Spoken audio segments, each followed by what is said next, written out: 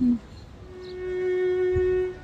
আমরা না জীবনে সব সময় ভুল মানুষকে বিশ্বাস করি, ভুল মানুষকে ভালোবাসি, কিন্তু আমরা হয়তো বুঝতে চাই না, চাইলেই সবকিছু পাওয়া যায়।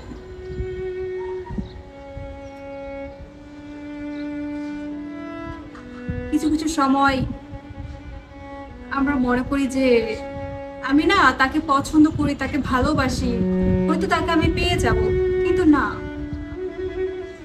সেই মানুষটা আমাদের ভাগ্যে থাকতে হবে, আমাদের কপালে থাকতে হবে।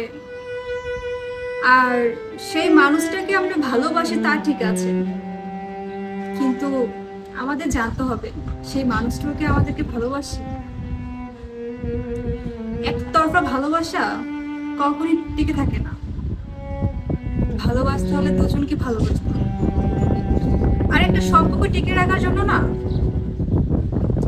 যে কেউ একজনকে বেহায়া হতে হয়।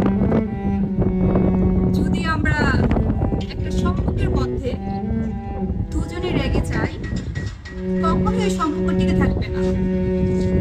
ছেলে কিংবা মেয়ে, যে কেউ একজনকে বেহায়া হতেই হবে।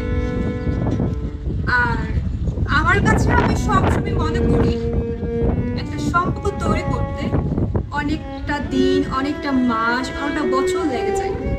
সেই জায়গায় না একটা সম্পর্ককে একটা সেকেন্ড, 1 মিনিটে নষ্ট করে দেওয়াটা কখনই ঠিক না এটা।